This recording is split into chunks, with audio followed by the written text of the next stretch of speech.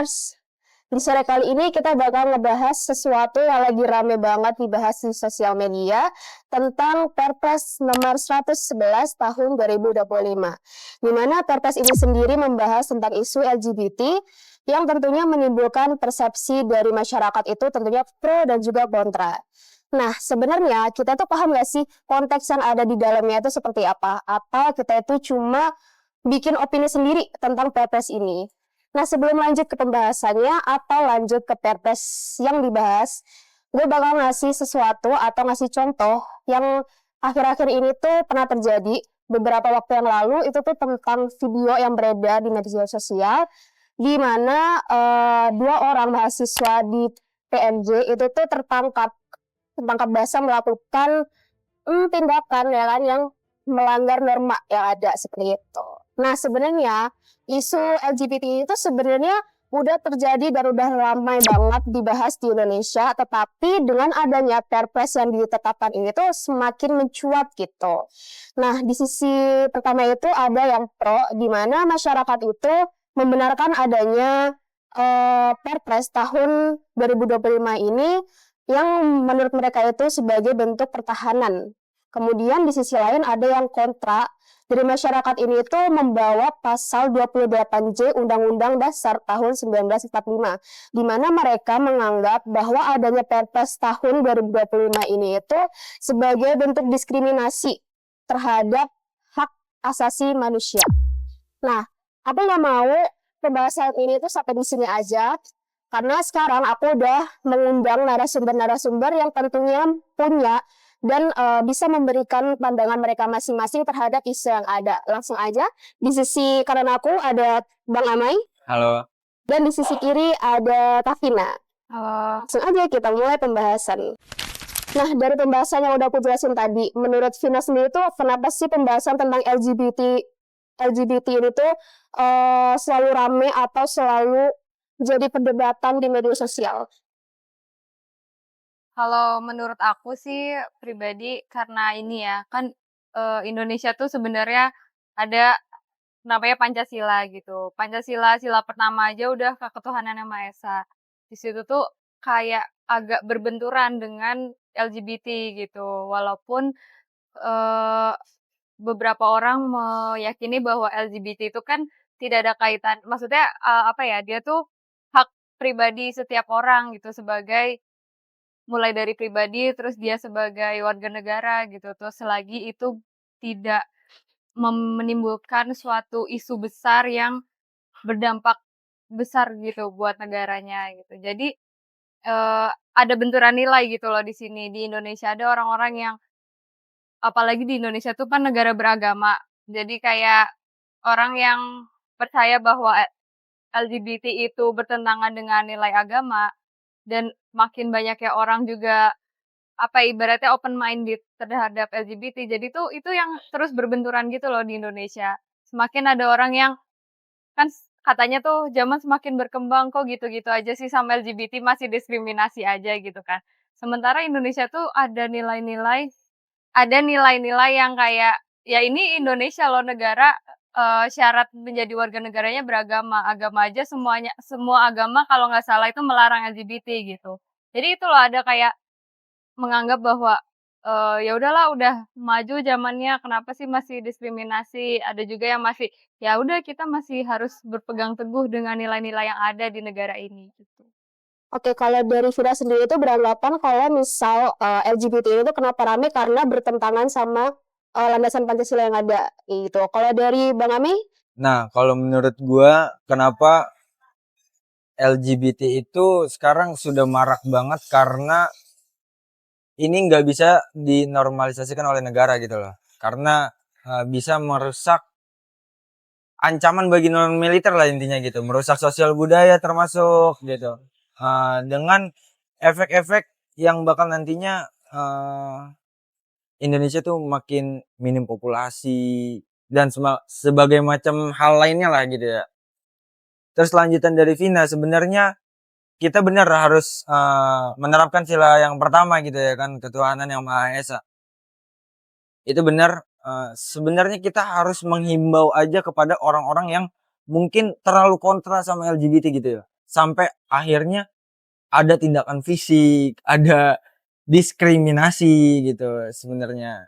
Itu nggak boleh diikuti juga oleh masyarakat-masyarakat sekitar. Maka dari itu menurut saya LGBT ini nggak bisa dinormalisasikan, namun kita sebagai warga negara bisa kasih respect juga lah ke orang-orang yang mungkin mengikuti hal-hal seperti itu gitu.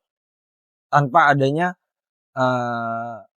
penyimpangan bentuk-bentuk fisik ataupun apa sih namanya?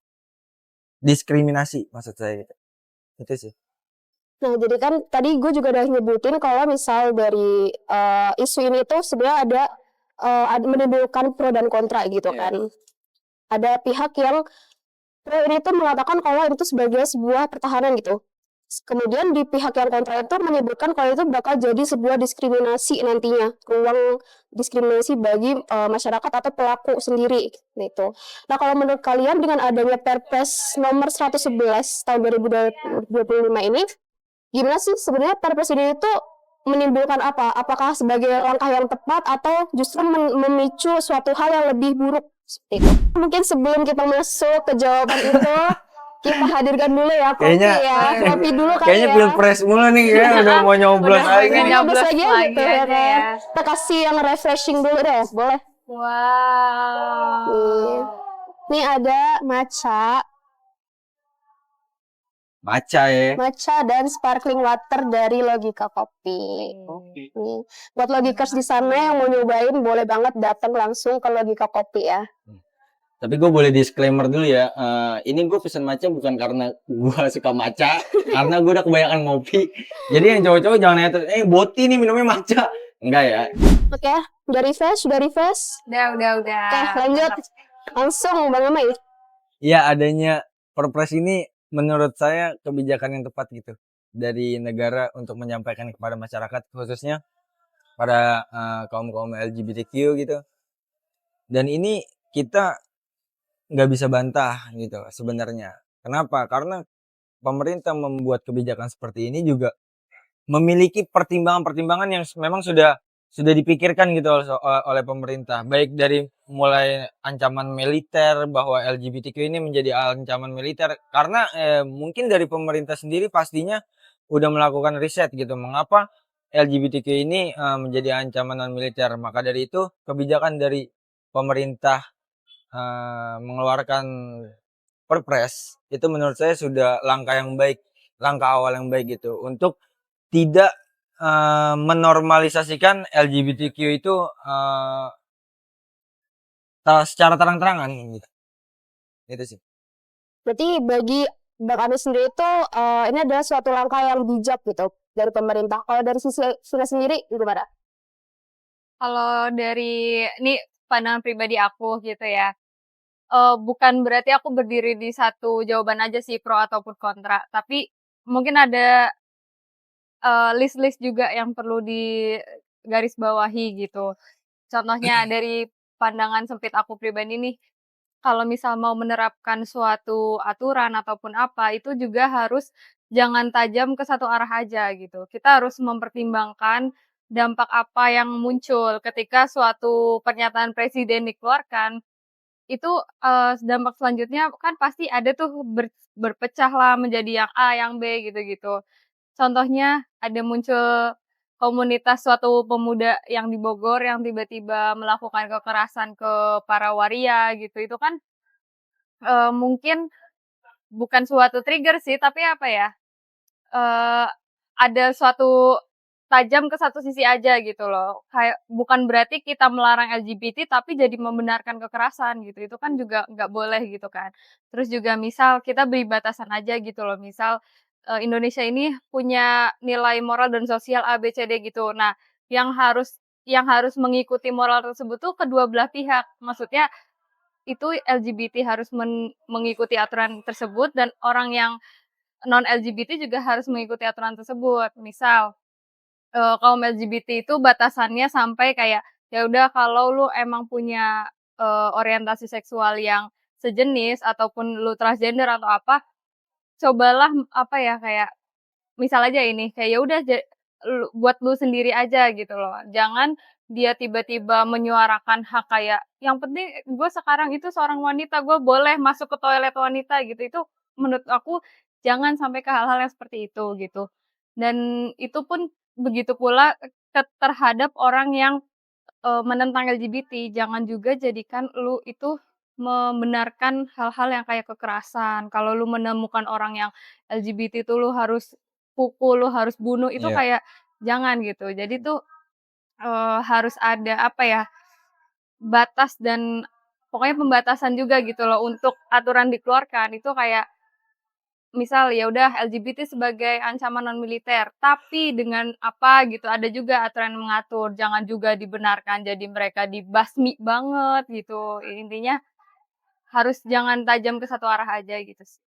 Oke, nah tadi dari dua jawaban Bang Ame dan juga Vina, di mana ada pihak yang setuju gitu dengan adanya Perpres ini, dan juga ada pihak yang mungkin sedikit kontra gitu ya dengan adanya Perpres ini, karena dari apa yang diomongin Vina tadi itu, dia membawa sebuah kasus atau sebuah fakta yang dimana adanya diskriminasi bagi waria di Bogor gitu. Nah, dengan adanya hal itu tuh, gimana sih cara kita tuh nyikapin dengan adanya Perpres ini dan juga kenyataan yang ada kalau misalnya ternyata masih ada loh diskriminasi gitu. Cara kita menyikapi tuh gimana, dengan kayak, apakah karena kita setuju dengan si Perpres ini tuh kita harus menyakiti atau kita tuh harus membasmi sebuah kelompok ini, atau kita tuh juga harus memilah lebih lanjut lagi gitu. Menurut saya maka dari itu sebenarnya kita harus memahami, dari sebuah Perpres tersebut gitu ya. Bahkan dari pemerintah sendiri itu memiliki statement bahwa Perpres tersebut itu dibuat untuk, eee, kaum LGBT itu memiliki aturan gitu. Dan bagi orang yang tidak ada pada kaum LGBT itu, harus bisa mentoleransi, adanya LGBT gitu. Bukan dalam arti hal kita yang kayak tadi yang Vina sebutkan gitu, ada orang di Bogor secara fisik gitu. Karena Perpres tersendiri itu, dibuat untuk tidak dipenjarakan orang-orang yang LGBT itu, tidak dipenjarakan gitu loh. Dan nggak jadi masalah sebenarnya gitu, hanya berstatement bahwa LGBTQ ini adalah sebuah bentuk ancaman non militer, hanya seperti itu aja gitu. Maka dari itu kaum LGBTQ juga Perpres ini dibuat untuk tidak membicarakan orang-orang LGBTQ, itu yang pertama. Terus yang kedua, baik kita yang mendengarkan ataupun kita yang kaum strike, itu jangan diperangin secara fisik atau diskriminasi secara terang-terangan gitu. Hanya kita tidak bisa menormalisasi secara terang-terangan aja gitu. Makanya Perpres itu sebenarnya menurut saya juga dari pemerintah itu harus ditegaskan gitu. Ini ke arah yang seperti apa gitu. Maka dari itu kedua belah pihak itu tidak ada adu domba. Saya ngerti pasti banyak oknum yang memanfaatkan keadaan ini untuk mengadu domba gitu loh. Jadinya ricuh sana sini, kita dibuat antar rakyat sendiri jadi pecah belah gitu. Padahal ya kita satu kesatuan juga gitu. Budaya kita juga harus tetap dijalani. Jadi setiap kali ada kebijakan yang ada, kita tuh juga harus bisa memilah juga ya. Tentunya dengan gimana sih cara kita tuh nyikapin dari sebuah peraturan ini. Nah, kalian nih sebagai Gen Z gitu, cara nyikapin isu atau hal-hal yang lagi rame di sosial media itu kayak gimana sih? Karena kan banyak banget ya isu atau informasi itu yang simpang siur gitu, dan kita tuh cuma ngelihat dari potongan atau klip-klip yang ada di media sosial. Nah, cara kita nyikapinya tuh kayak gimana? Atau memilihnya tuh kayak gimana? Ketika kita mendapatkan informasi berita dari media sosial, kita pastiin dulu pertama medianya. Yang pasti medianya. Siapa dulu nih medianya gitu loh. Apakah memang, tervalidasi bagus atau menciptakan isu yang banyak berargumentasi sehingga banyak adu domba gitu. Atau bisa dibilang nih medianya media hoax nih. Biasanya ada, kita sebagai Gen Z itu pasti bisa memilih gitu, dan banyak nilai-nilai kayak media ini kayaknya kurang bagus gitu, ya kan. media ini valid nih karena biasanya dia pakai data gitu. Maka dari itu kita harus memilah mana media yang memang menggunakan data, mana media yang hanya mengangkat isu aja gitu. Mengangkat isu itu kan bukan berarti sesuatu kejadian fakta sebenarnya pada saat itu kan gitu. Kecuali media-media yang terdata, yang biasa memiliki data juga, yang biasa turun ke lapangan juga, dan itu kita harus bisa lihat juga gitu loh dari kondisinya kayak gimana. Maka dari itu kita sebagai Gen Z itu wajib bukan sebagai Gen Z aja sih, sebagai rakyat Indonesia nih banyak nih isu-isu yang sekarang lagi beredar, baik LGBTQ, perekonomian negara, apa segala macam ya kan. Kita harus bisa mendengarkan dulu, kita tampung dulu, jangan kita ikut-ikutan berkoar-koar aja tapi kita tidak tahu apa isinya itu sebenarnya gitu. Kalau dari Vina? Kalau dari aku, masih menyambung benar dari Bang Amai, kita itu opini publik kan terbentuk sebagai bentuk respon terhadap narasi media, gitu kan. Jadi emang apa ya, apalagi sekarang di media tuh kan ada yang namanya framing, terus, adanya buat menaikkan topik gitu, mereka Betul. tuh udah apa ya, membayangkan kalau mereka menulis berita dan judul seperti A, itu responnya seperti apa, itu tuh pasti udah kepikiran. Jadi kita harus meningkatkan literasi dulu yang pertama, memahami bahwa, berita ini, apakah di dilemparkan ke publik hanya untuk menginformasikan, mengedukasi, atau bahkan memecah belah kayak gini. Mungkin juga dari pernyataan elitnya atau pernyataan ya apalagi tokohnya di sini presiden yang menyatakan tersebut gitu kan.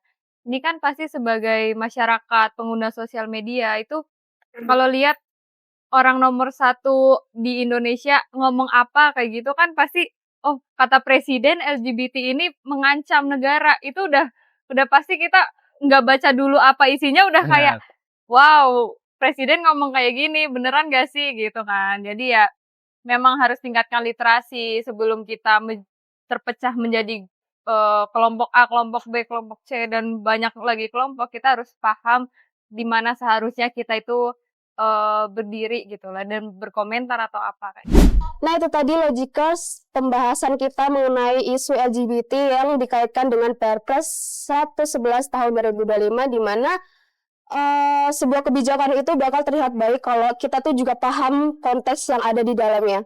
Sama seperti yang udah dibicarakan dari Bang Amir dan juga Vina, mereka tuh juga memiliki opini yang sebenarnya tuh bisa dipertimbangkan gitu loh. Dan kita tuh nggak harus mengambil sikap atau mengambil aksi sendiri yang menimbulkan suatu kerugian atau sesuatu hal yang negatif seperti itu.